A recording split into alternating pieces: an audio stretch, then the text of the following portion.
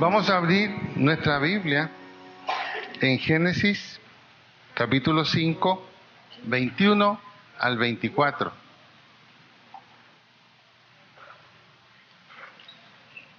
Génesis capítulo 5, 21 al 24.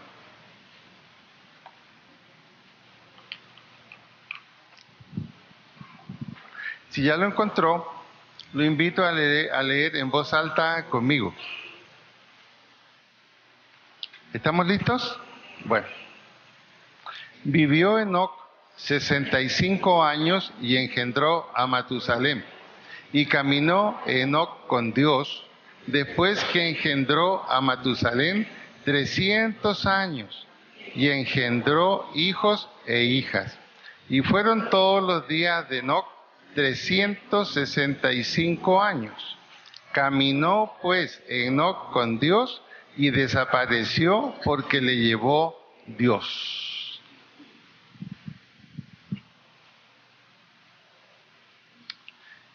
Aquí hay una palabra muy interesante. 365 años vivió en total Enoc. Y aquí Génesis nos dice que no conoció la muerte, sino que Dios simplemente se lo llevó. Así como se llevó a Moisés, así como se llevó a Elías.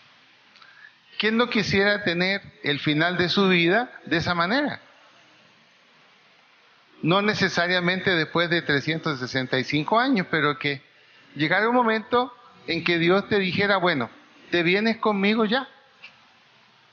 Sin funeral, sin ninguna cosa. La pregunta es, bueno, ¿por qué sucede eso? ¿Por qué sucedió con Moisés? ¿Por qué sucedió con Elías? ¿Y por qué sucedió con Enoc? La clave está en esta palabra del versículo 24. Dice, caminó pues Enoc con Dios. ¿Es posible caminar con Dios 365 años? ¿Es posible ser fiel con Dios por tanto tiempo? Nosotros decimos muchas veces que caminamos con Dios. Y es inevitable. Dios está ahí. Dios está pendiente de todas las cosas. Dios conoce todas las cosas. Es inevitable que caminar con Dios implica que Dios está presente. No hay duda. Sin embargo, la palabra caminó tiene un sentido muy diferente. Y ese sentido diferente o esa interpretación de esta palabra hebrea la pone el apóstol Pablo. En Hebreos capítulo 11:5, ahí Pablo interpreta esa palabra. Y es el significado que tiene tanto en el griego como uno de los significados que tiene en el hebreo. Y en Hebreos 11:5, Pablo hace una nota de Génesis. Ubica el versículo de Génesis 5:24, lo nota, lo cita. Y él agrega algo. Y Enoc dice, caminó. Y luego dice, agradó. Agradó. O sea que el sentido de caminar con Dios es agradar a Dios. Entonces, significa que podemos caminar con Dios, pero a cierta distancia cuando no agradamos a Dios. Surge entonces la pregunta, ¿cómo se puede agradar a Dios? Una cosa es cómo encontrarlo, otra cosa es cómo agradarlo.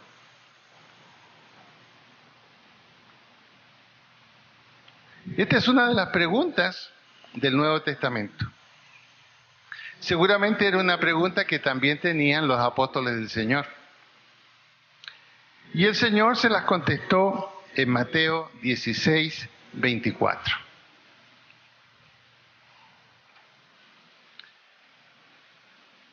A veces cuando uno le pide aclaraciones a Dios, está interesado en saber la verdad de lo que pregunta. Pero muchas veces después que Dios contesta, uno dice, mejor no hubiera preguntado. Quizás así se sintieron los discípulos del Señor. Dice Mateo 16, 24.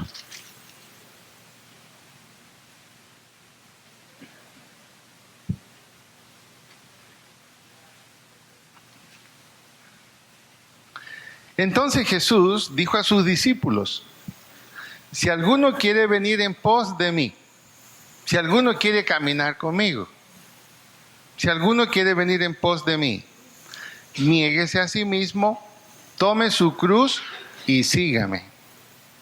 Porque todo el que quiera salvar su vida, la perderá, y todo el que pierda su vida por causa de mí, la hallará. ¿Cómo caminar con Dios? ¿Cómo agradar a Dios? Aquí Él da la respuesta. Y es una respuesta bastante fuerte. Y se la está diciendo a los que van a ser sus apóstoles más tarde. Si alguno quiere venir en pos de mí, no significa que Jesús está diciendo yo voy a estar inmóvil. No. Si alguno quiere venir en pos de mí, yo voy a caminar, yo tengo un destino, yo tengo una meta, yo tengo un propósito, yo sé a qué Dios me ha enviado. Si alguno quiere venir en pos de mí y caminar conmigo, lo que equivale a agradar a Dios, lo que hay que hacer es esto. Primero, niéguese a sí mismo. Segundo, tome su cruz y sígame. ¿Qué significa esto? Una de las cosas que conversábamos esta semana en una reunión que tuvimos. En Cali hay un comité que es el comité apostólico. Son solo apóstoles. Y por alguna razón desde hace algún tiempo me invitaron a participar. Y varias veces me dijeron, Rogelio, nosotros queremos ungirlo como apóstol y que usted tenga la espada del apóstol. Yo les dije, muchas gracias, pero yo estoy muy contento con lo que hago y con mucho gusto puedo estar aquí en este comité. Y ha sido interesante participar con ellos y ver algunas cosas desde un punto de vista diferente. Y en esta última reunión, la gran preocupación que hubo, estaba también el presidente de ASMISEP, fue esta noticia. En la costa, la Iglesia Cruzada Cristiana y Misionera, que es una iglesia sana, tenía la siguiente noticia. Y uno de los directivos estaba ahí en la reunión. Entonces dijo, hermanos, ¿cómo les parece? 5 de nuestras iglesias, con el pastor a la cabeza, usó él la palabra colombiana, se voltearon, es decir, se pasaron a creciendo en gracia.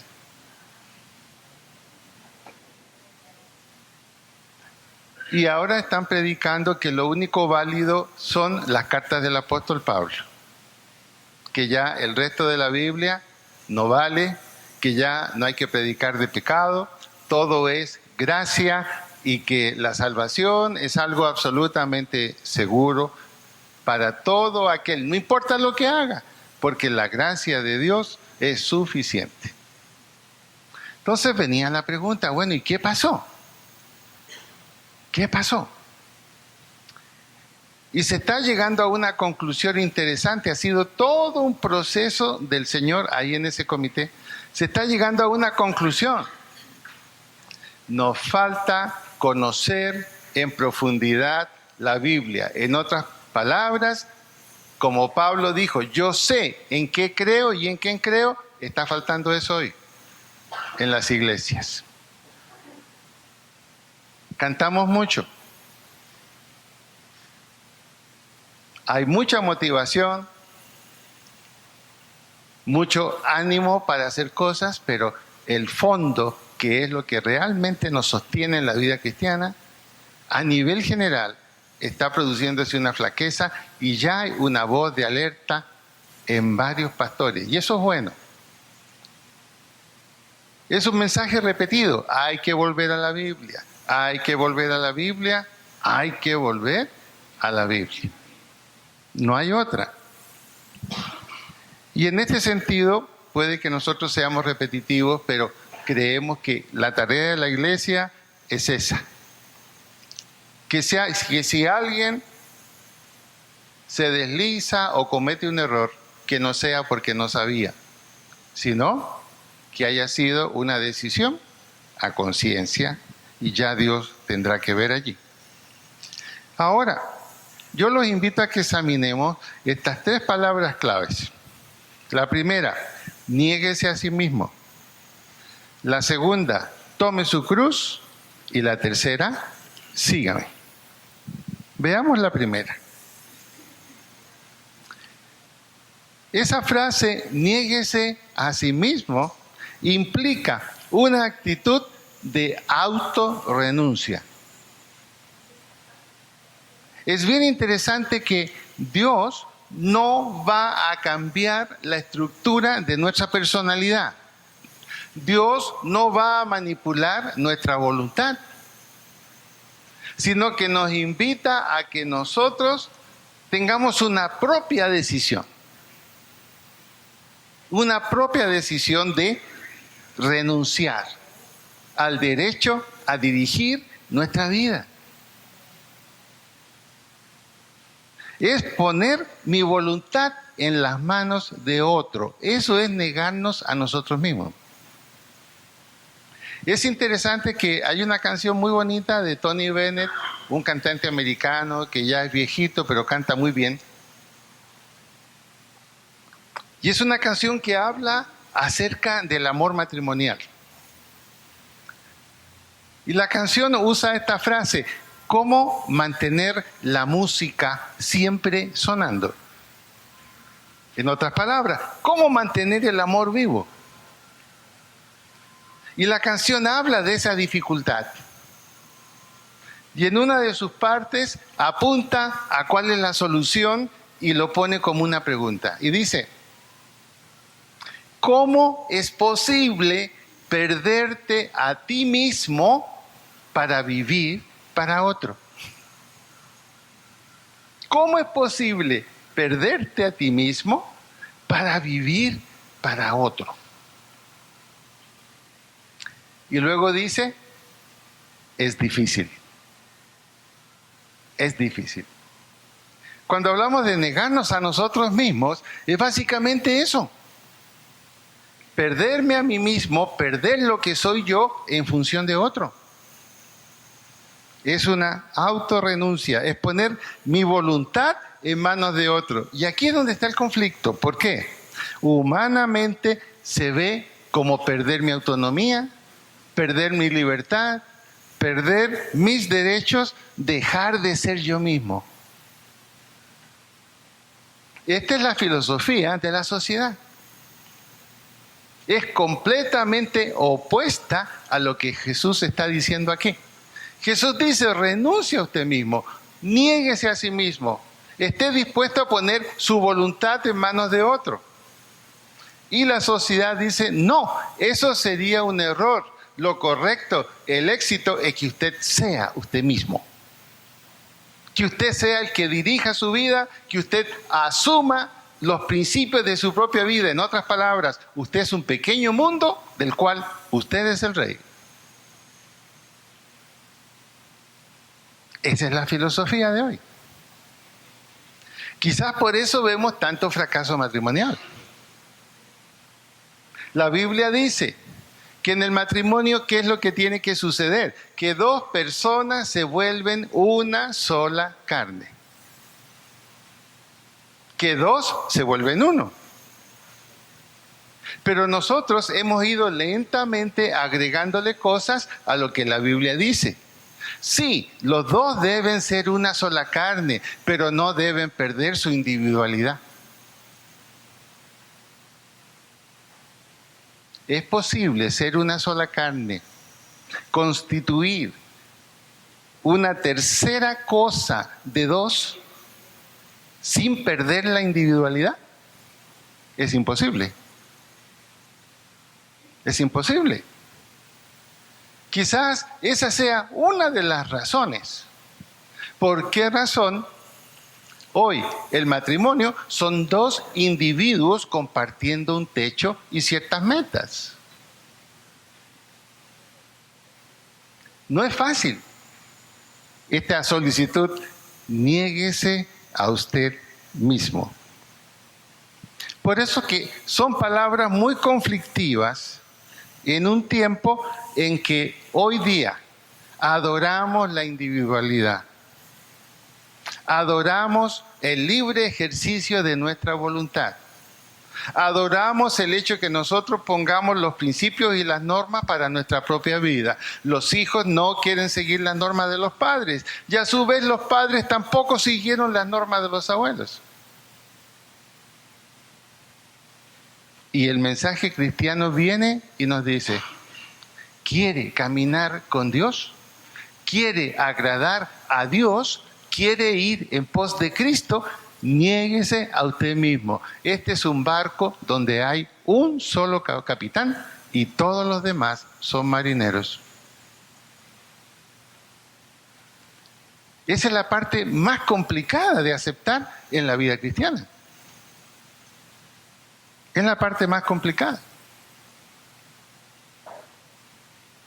Y el versículo 25 de Mateo 16, en este mismo punto dice, porque todo el que quiera salvar su vida, la perderá.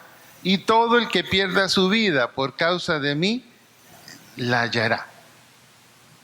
Esto es un juego de palabras que nos parece, esto no puede funcionar así. ¿Cómo se voy a salvar mi vida perdiéndola?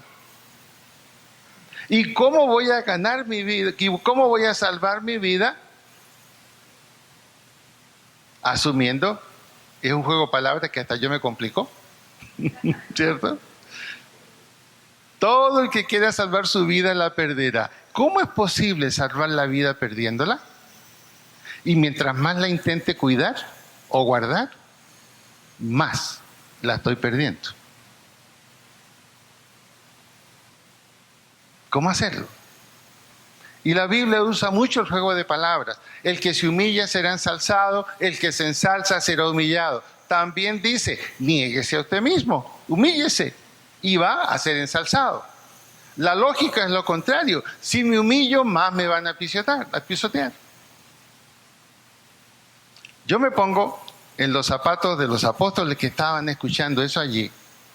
Y de pronto más de alguno pensó, no estaré en el lugar equivocado, no estaremos siguiendo al maestro equivocado. Es una exigencia demasiado fuerte. Jesús nunca pidió algo que él no hubiera hecho. Y en ese sentido, la enseñanza de Jesús tiene una profunda autoridad. Vamos a Filipenses 2, 5 al 11.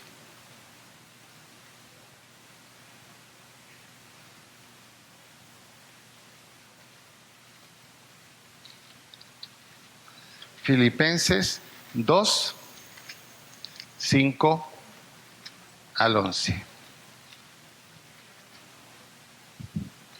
¿Ya lo encontraron? Bueno, dice así. Vamos a leer los primeros versículos. Haya pues en vosotros este sentir que hubo también en Cristo Jesús. Si pudiéramos traducir este versículo, lo leeríamos de la siguiente manera. Haya pues en ustedes la misma manera de pensar que hubo también en Cristo Jesús. ¿Cómo pensó él? Él pensó y hizo de esta manera. El cual, siendo en forma de Dios, no estimó el ser igual a Dios como cosa a que aferrarse, sino que se despojó a sí mismo, tomando forma de siervo, hecho semejante a los hombres. Jesús era Dios. Tenía todo el poder, todo el conocimiento, y para él no había limitaciones de tiempo ni de espacio. Y Dios le dice, hay que salvar al hombre. Y la única manera en que esto se haga posible es que alguien vaya allá y se haga hombre. Y el primer paso le implica que tú te niegues a ti mismo. Renuncia a lo que eres. Renuncia al poder de tomar decisiones, renuncia al poder que tienes sobre todo el universo junto conmigo. Yo creo que Jesús lo pensó.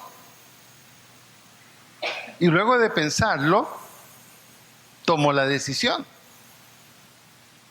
Y la decisión fue sumamente fuerte para él, negarse a sí mismo.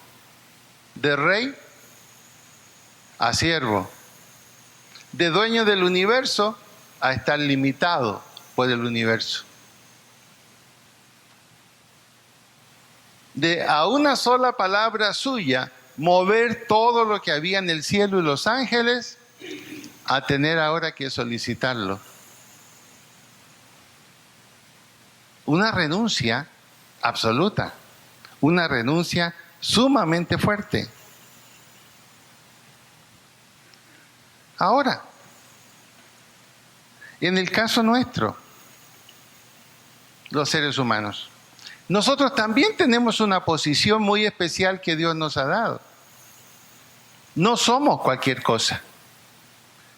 Hemos sido creados a imagen y semejanza de Dios. No somos cualquier cosa. Se nos dio poder y autoridad sobre la creación. Así lo dijo Dios en Génesis. No somos cualquier cosa. Somos la corona de la creación. Es decir, la creación está sometida al hombre por su inteligencia y por su capacidad que lo hace superior a todo lo creado.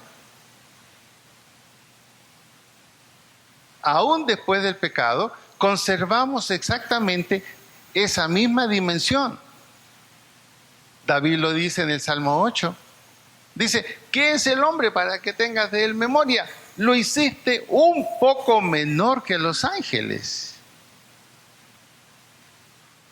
O sea, tenemos un ego del cual podemos sentirnos orgullosos.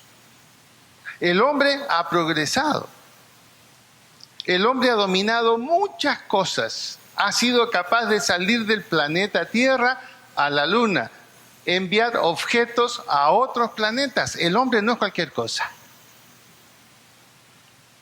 Y con base en todo esto, el hombre ha desarrollado un sentido de sí mismo de superioridad. Y a este hombre, la Biblia le dice, ¿quiere caminar conmigo? ¿Quiere agradar a Dios mi Padre? Niéguese a sí mismo. Niéguese a sí mismo. Renuncie al derecho de ser usted mismo. Renuncie al derecho a mandar en su propia vida y en la vida de los demás. Es una decisión complicada y difícil. ¿Por qué razón? Porque mientras más hayamos progresado en la vida, más seguros de nosotros mismos nos sentimos y no estamos dispuestos a renunciar en nuestra voluntad a que otro tome el control de nuestra vida. Ahora, Jesús estaba en una situación mucho más superior que la nuestra, siendo que la nuestra no es inferior. Y Él estuvo dispuesto a hacerlo. Y sobre esa base es que Él está haciendo también la demanda. Jesús está diciendo, ¿cómo agrado yo al Padre? Negándome a mí mismo, renunciando a las decisiones de mi propia voluntad, escogiendo vivir en obediencia y en sometimiento a mi Padre. Entonces, para ustedes, caminar conmigo, agradarme a mí, caminar en pos de mí, implica que hagan lo mismo que yo hice. Estas fueron las palabras que en cierta manera Jesús le dijo a un discípulo muy sanguíneo, muy atravesado y muy listo a hablar, Pedro. Cuando Pedro comprende lo que ha hecho, que negó a Jesús 3 veces, pero se da cuenta que Dios le ha perdonado a él no se queda tranquilo. Ahí en Juan 21. De acuerdo, fui regañado. De acuerdo, la embarré. De acuerdo, delante de todos y me ha llamado la atención. Pero yo no fui el único que la embarró. Este otro, el consentido tuyo que se llama Juan, ese también se fue. Ese también huyó. Estaba allí sujeto por la mamá al lado de la cruz. Ya él no le va a decir nada. Y Jesús le dice, mira, si yo quiero que él quede hasta que yo venga, ¿qué te importa a ti? Sígueme tú. Y luego agrega Jesús estas palabras. Cuando tú eras joven, te ceñías. En otras palabras, tú solo te ponías los pantalones, la túnica. Pero ahora que ya no eres joven, otro te tomará. Es decir, yo, le dice el Señor. Y te llevará donde no quieres ir. Y para que eso no te duela, niégate a ti mismo. Ese es el otro método que tiene el Señor de ayudarnos a negarnos a nosotros mismos. A veces dice, lamentablemente, si no quieres por la buena, tendré que cerrarte todas las puertas para que solo esté la puerta mía. Y ocurre que la puerta mía es estrecha. Y para pasar y para entrar por ahí, tienes que acomodarte y tienes que achicarte, tienes que cruzar los brazos y no te va a gustar. Mejor toma la decisión voluntariamente. Niéguese a sí mismo.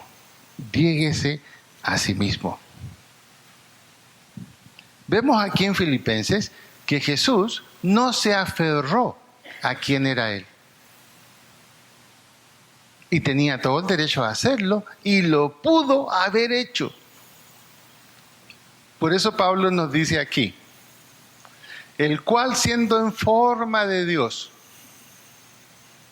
Aquí la palabra forma significa una réplica, igual, siendo Dios.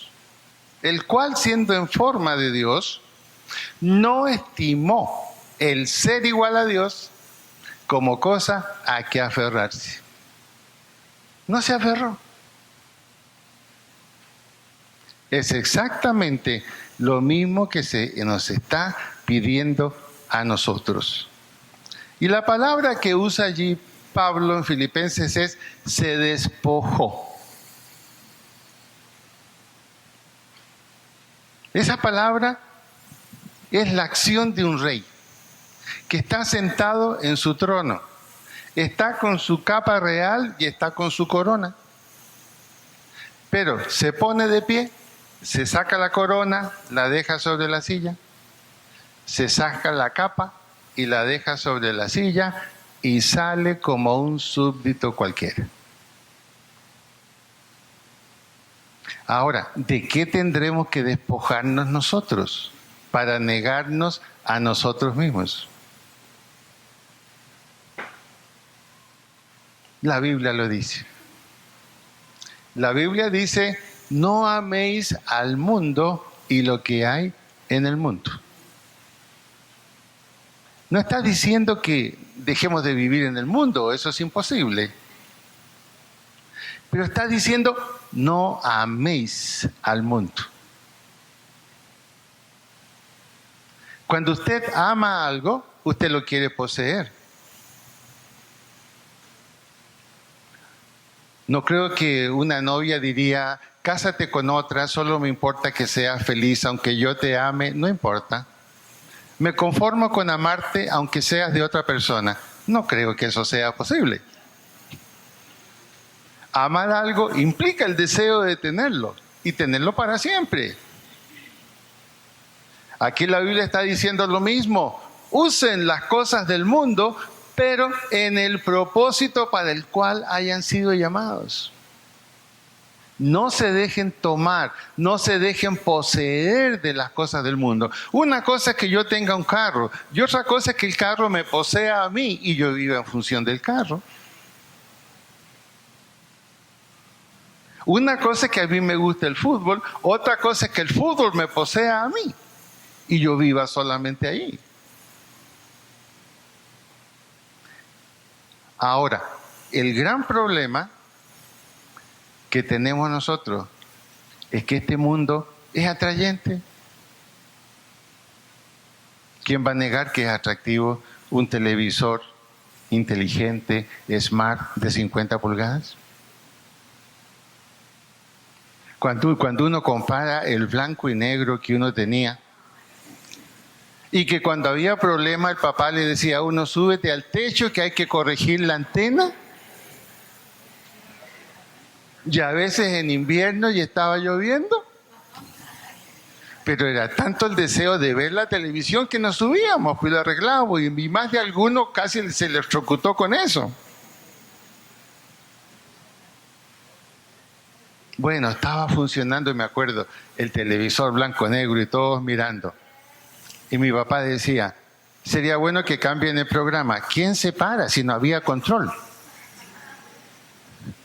Y el que se paraba tenía que empezar con la perilla hasta parar donde a todos les gustaba. Entonces, ¿cómo no va a ser atractivo y bueno ahora sentado, ya a la distancia, con un control, hacer absolutamente todo, ver en colores?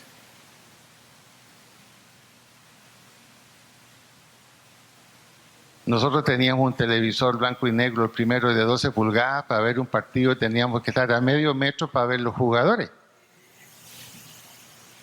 Pero era lo mejor que había. Entonces el mundo tiene un atractivo, tenemos que ser honestos. Jesús fue tentado con el mundo.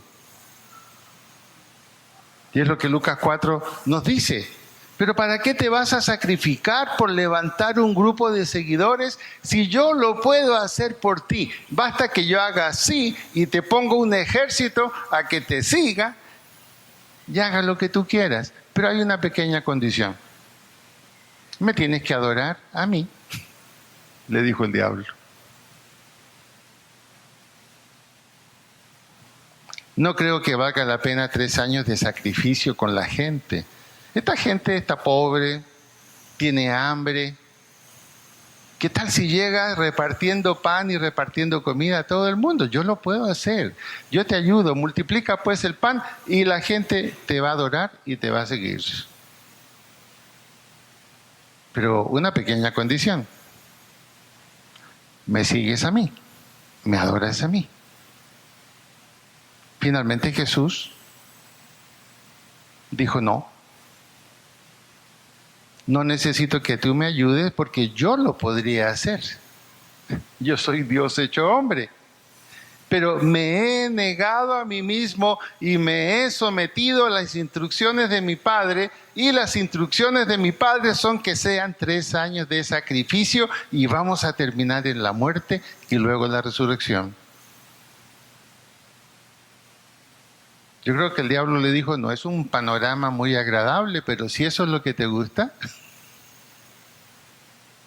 negarse a uno mismo. Jesús, en sus 3 años en el mundo, caminó con su Padre y agradó a su Padre. Se negó a sí mismo. Así lo dice Mateo 3, 16, 17.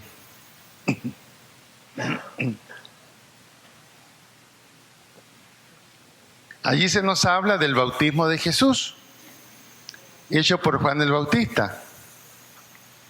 Y en el momento en que Jesús fue bautizado, una voz se pronunció desde los cielos.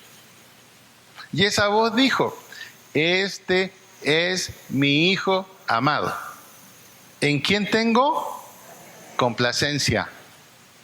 Otra palabra que significa lo mismo que decir, este es mi Hijo amado en quien me siento agradado. Este es mi Hijo amado con quien camino lado a lado. El resultado de negarse a uno mismo. Pablo es un creyente que llega a expresar lo mismo. En Gálatas 2:20, ya no vivo yo, mas Cristo vive en mí. Ahí está la renuncia. Ahí está el negarse a uno mismo. Ya no vivo yo. Es decir, las instrucciones de mi vida vienen de otra fuente, de Dios y su palabra. Mas Cristo vive en mí. El negarnos a nosotros mismos es el primer paso para que digamos en nuestro funeral, que alguien diga, y Fernando González caminó con Dios. Tranquilo, le quedan muchos años Fernando todavía. No, tranquilo, tranquilo. Son las palabras que deberíamos desear que se dijeran. Vivió tantos años y caminó con Dios. La segunda condición que Jesús pone, el que quiera venir en pos de mí, niéguese a sí mismo, tome su cruz. Tome su cruz.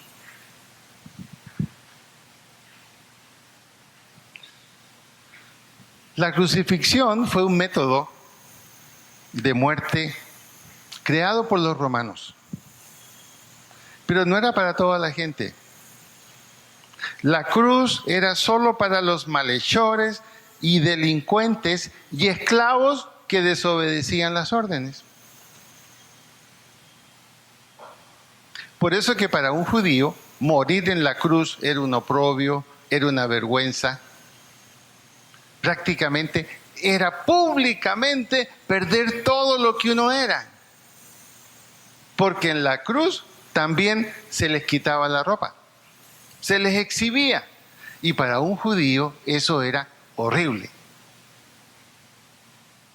La desnudez no era permitida.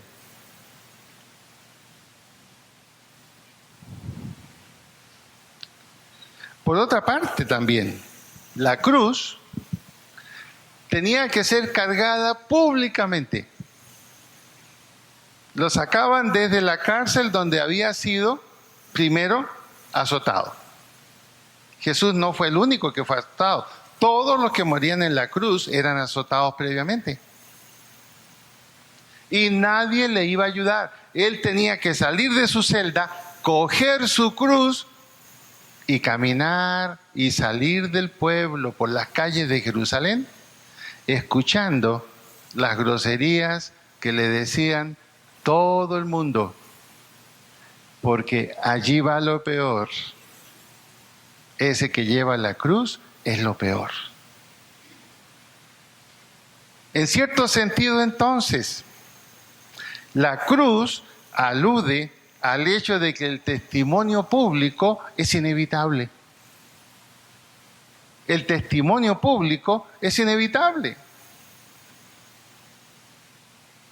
Negarse a uno mismo al tomar la cruz nos lleva como creyentes en Cristo a algo que no le gusta a nadie ni a mí tampoco. Comenzar a vivir en función de los demás. ¿En qué sentido a vivir en función de los demás? Que no solo mis palabras, sino que mis hechos van a decir qué es lo que yo cargo, a quién sigo, con quién camino. Por eso que la cruz no se carga dentro de la iglesia. El matrimonio no es una cruz, aunque nos parezca una cruz. Alguien dijo, es peor que una cruz. Yo no creo eso, no.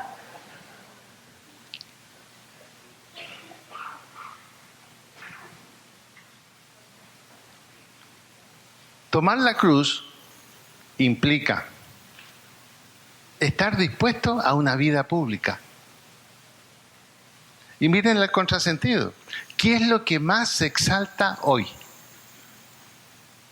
¿Qué es lo que más deseamos nosotros tener? Porque es lo que todos quieren desear. Una vida privada.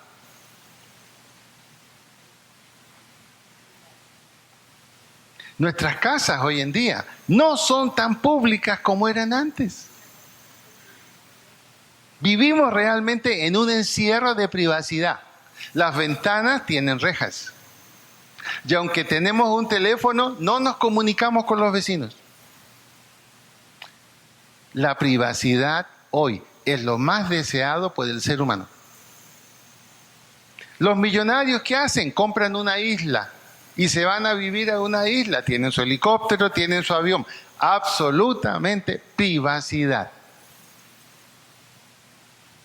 Por eso, ¿cuál es el mejor negocio hoy? Los paparazzi. ¿De qué viven los paparazzis?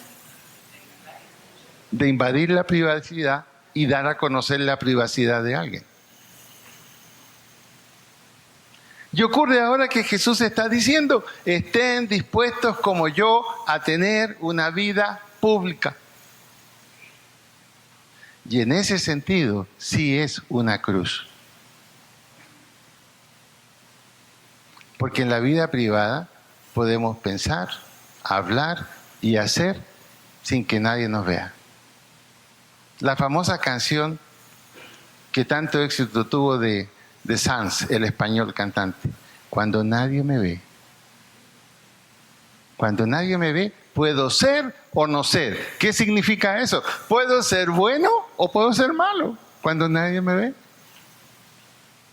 Pero tomar la cruz implica una vida pública, es decir, de palabra y de hecho, estoy diciendo quién soy, quién vive en mí y en quién creo. Por eso entonces, Jesús está diciendo, no es una vida cómoda y tranquila. No es una vida cómoda y tranquila. Vamos a Mateo 10, 37 al 38.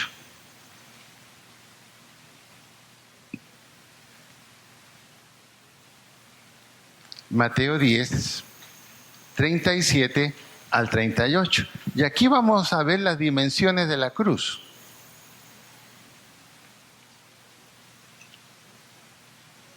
Mateo 10, 37 al 38. ¿Ya lo encontró?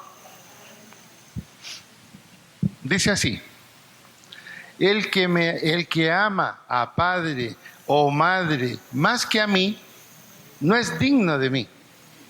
El que ama a hijo o a hija más que a mí, no es digno de mí. Y el que no toma su cruz y sigue en pos de mí, no es digno de mí. Miren hasta dónde llega a tomar la cruz. Ahora, no nos equivoquemos. La Biblia dice que debemos amar a nuestra familia como una prioridad. Es muy clara la Biblia. Pero de igual manera, a veces el amor por la familia puede ser una excusa para no servir a Dios.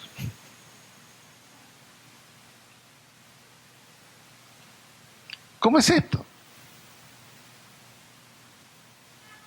Podemos llegar a creer que somos tan imprescindibles que si nosotros no estamos allí en ese lugar a tal hora, nuestra familia se va a perder. No creemos que Dios puede cuidar nuestra familia mientras nosotros servimos a Dios en cierto sentido.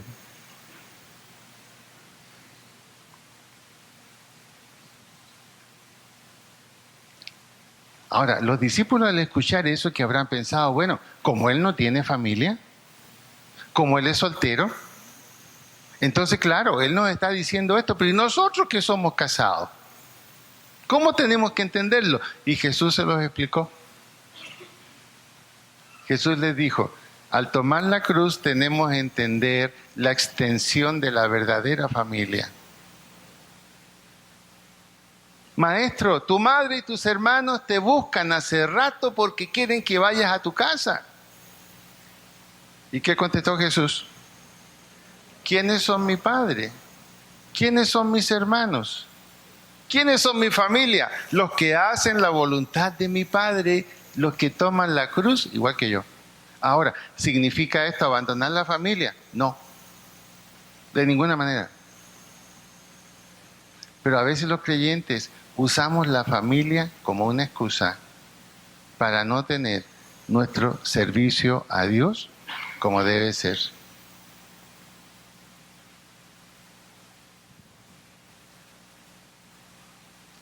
Ahora miren el contexto de esto que Jesús está diciendo. Volvamos a Mateo 16, 21, 22. Un poquito más arriba. Mateo 16, 21, 22.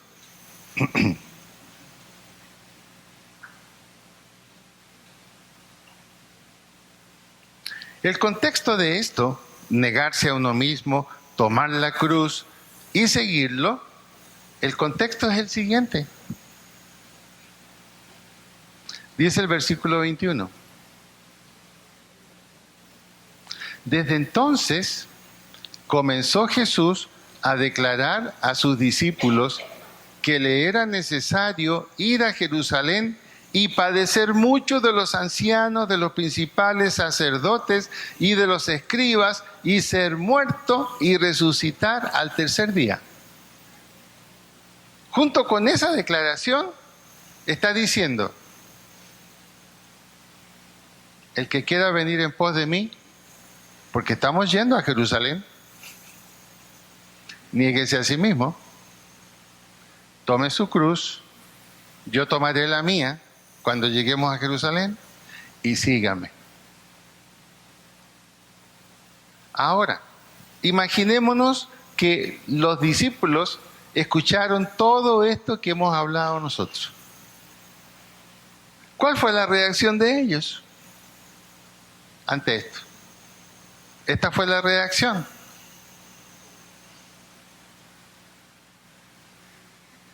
Versículo 23. Leámoslo en voz alta. Pero él, volviéndose, dijo a Pedro: quítate de delante de mí, Satanás. Me eres tropiezo, porque no pones la mira en las cosas de Dios, sino en las de los hombres. ¿Pero qué ocasionó esta respuesta tan dura? Miremos ahora el 22. ¿Qué dice el 22? Entonces Pedro, tomándolo aparte, comenzó a reconvenirle diciendo: Señor, ten compasión de ti, en ninguna manera esto te acontezca. ¿Cómo se te ocurre que vas a ir a Jerusalén a morir? Si vamos nosotros contigo, también vamos a morir.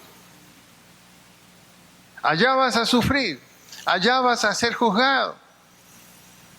¿Y quieres que nosotros caminemos contigo en esa misma dirección? No, pues, realmente negarse a uno mismo es muy serio, y tomar la cruz más y seguirte racionalmente no es lógico. Esa afirmación de Pedro no fue una afirmación de cariño, fue una afirmación de físico miedo. Estaban diciendo: yo te acompaño al cementerio, pero no, enterramos contigo.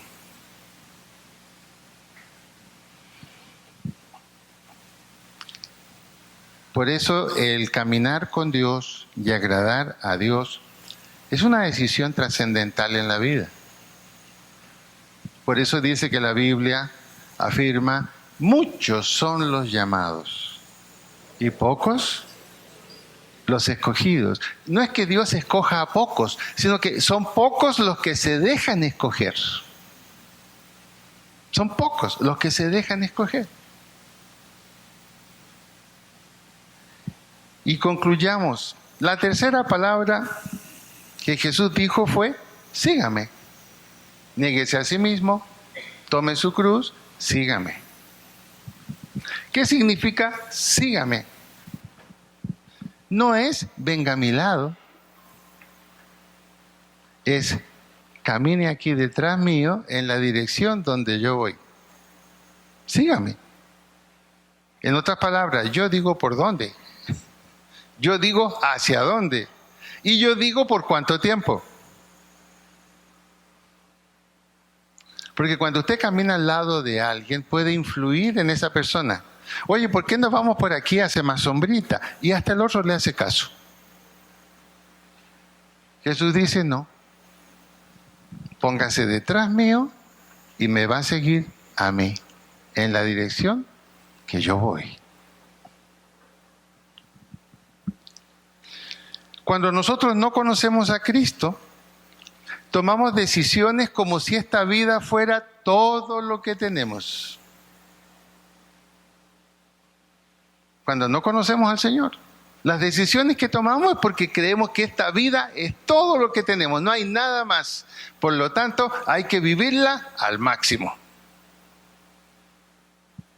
Como dicen los existencialistas, comamos y bebamos que mañana moriremos. Sin embargo, desde el punto de vista cristiano, para el creyente, esta vida es simplemente una introducción a la eternidad. Esta no es la verdadera vida. Es una introducción a la eternidad. Definitivamente, la forma como vivimos, junto con lo que creemos, determina nuestro estado eterno. Porque si yo creo algo, debo vivir de acuerdo a lo que creo. El reenfocar nuestra vida al servicio al Señor Jesucristo nos va a permitir descubrir el verdadero propósito que hay en la vida.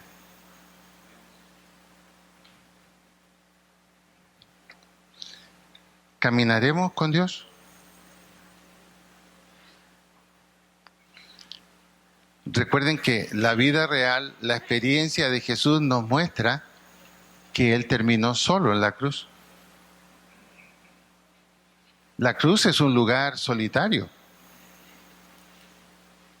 Es un lugar solitario. Pero, ¿cuál es la recompensa que Dios da? Resurrección. Y en la resurrección Jesús recobró toda su autoridad. Y le fue dada una autoridad en el cielo y en la tierra. En otras palabras, al negarnos a nosotros mismos, estamos con el jefe de toda esta empresa universal. Al tomar la cruz, caminamos con el que venció a la cruz y a la muerte y resucitó. Y al caminar con el Señor Jesucristo, estamos caminando hacia la verdadera vida, que es la vida eterna. Una pregunta para que oremos. ¿Estará Dios agradado de nuestro caminar? ¿Queremos que Dios se agrade de nosotros por la manera en que caminamos con Él?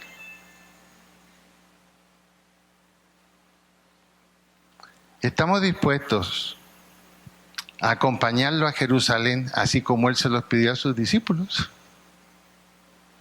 Pero recordemos, humanamente, no te pierdas, no te entregues tanto, no. Jesús dice, mientras más te entregues, más tendrás. Mientras más pierdas, más ganarás. Mientras más mueras a ti mismo, más vivirás. Esa es la lógica de Dios. Caminar con Dios implica seguridad absoluta.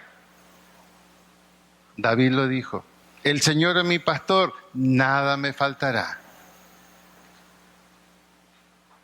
Todo lo podemos en Cristo que nos fortalece. Mi Dios pues suplirá todo lo que os falta, conforme a sus misericordias y a sus riquezas en Cristo Jesús. Hay seguridad absoluta con Él y en Él.